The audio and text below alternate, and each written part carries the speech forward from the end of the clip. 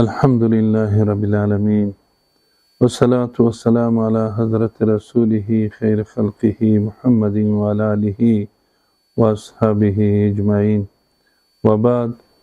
د اسلامي امارت مشرتابه مقام جناب علی قدر امیر المؤمنین حفظه الله تعالی همداسې د اسلامي امارت د ریاست الوزرا مقام ته او همداسې د اسلامي امارت کابینې ټول اعضاو ته خصوصا د افغانستان ولسونه او د زابل ولایت قدرمن علما مجاهدین ولسونه قومي مشران ځوانان ټولو ته د مبارک لوی اختر ورځ مبارکي وایو.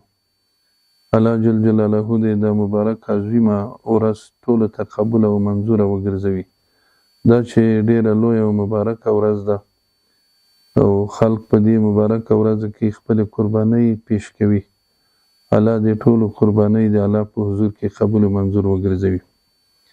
وروسته موږ د زابل ولسونو قومونو ته مشرانو سپین ږیرو ځوانانو ته هیله مو دا ده چې د مبارکه ورځې په ښه طریقه سره په خپلو دودونو ولسونو قومي عنعناتو باندې چې هغه د اسلامي اصولو سره شریعت سره مطابق وي ولمانځي، نو دا به هم الله ترې راضي وي هم به د دوی اختر ښه لمانځلی شوی وي. وروسته موږ چې کوم امنیتي ارګانونه دي دا د دغه ولسونو د خدمت دپاره او د مبارکو ورځو د امنیت دپاره به انشاءالله تاسو په خدمت کې وي. هر څه مشکل چې څوک ګوري کوم مشکوک ځای چې حرکات سکنات کیږي نو د هغو وګړو نه موږ هیله دغه ده چې امنیتي ارګانو سره د هغه مشتبه ځایونه شریکیږي. خدای مکړه چې کوم مشکل پیښ نشي او د مشکل مخه ونیولی شي. دویم قدم کې ټولو مشرانو ته سپین ږیرو ته موږ دا سپارښتنه ده چې خپل اولادونو ته دا سپارښتنه وکړي. په دا مبارکه ورځ کې اکثرا خلک موټرسایکل ځغلوي، موټر ځغلوي چې هغه سبب د ترافیکي پیښو ګرځي او ډېر ځوانان خپل ژوند د لاسه ورکوي او یا بل څوک په موټر باندې ووهي. دا یو داسې غم ده چې یا د کور ته خپله غم جوړ شي یا بل ته غم ورواړوي. نو کوشش د وکړي ټولو ځوانانو نه مو دا هیله ده او دا ماشومان چې په موټرسایکلو په بایسکلو باندې ګرځي او بې ځایه تیز چلاني کوي، دې نه موږ هیله ده چې کوشش وکړي چې ځغلونې نه کوي، په احتیاط سره هر ځای ته چې ځي ډېر په احتیاط سره دوی د خپله ډریوري وکړي. او بله خبره مو دغه ده چې موږ د قدرمنو شتمنو هیوادوالو څخه هیله کیږي او سپارښتنه هم ورته کوو. تاسو وکتله چې د 2 کاله هغه مهاجرین چې هغه په زور د پاکستان یا د ایران یا نورو هیوادونو نه راایستل شوي دي او افغانستان ته راغلي دي چې ډېر سخت بېوزلۍ سره مخامخ دي. اگر چې الحمدلله اسلامي امارت دوی ته مځکې او توزیع کړي دي، انشاءالله دوی سره به نور کومک هم کیږي.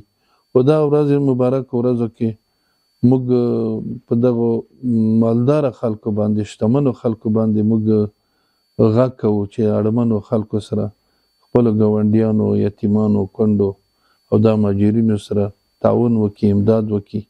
نو الله جل جلاله به دوی سره امداد وکړي. نو الله جل جلاله دې دوی ته اجر ورکړي او هیله مو همدا ده چې باید دغو ته توجه وکړي.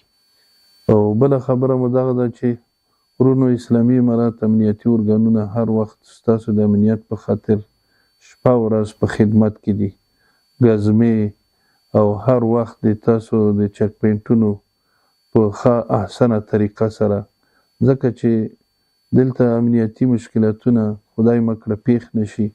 که چېرته په زنځیرونو کې تاسو سره کومې تلاشۍ یا کوم شک شبه کېږي، خدای دې وکړي چې ټول هیوادوال په دې خوابدي نشي، نو په سمه طریقه باندې تاسو خپلو امنیتي ارګانو سره همکاري وکړئ، موټر په وخت ورسره دروئ او د پلټنې په وخت کې تاسو دوی سره کومک کوئ.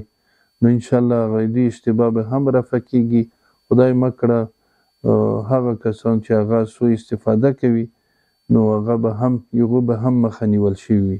موږ خپل امنیتي ارګانونو ته هم دا سپارښتنه ده چې تاسو په چک پوینټونو باندې یا په ګزمو ټیم کې په هر وخت کې خپلو وګړو سره په ښه چلند سره په ښه انداز سره په ښه حرکاتو سکناتو سره تاسو وچلیږئ، ځکه دا مظلوم ولس ډېر ځورېدلی او کړېدلی ولس ده. نو زه ولسونو ته هم د امنیت ډاډ ورکوم او امنیتي ارګانونو ته هم موږ دا سپارښتنه ده چې په خدمت کې ښه کلک ودرېږي. و آخر دعوانا ان الحمد لله رب العالمین.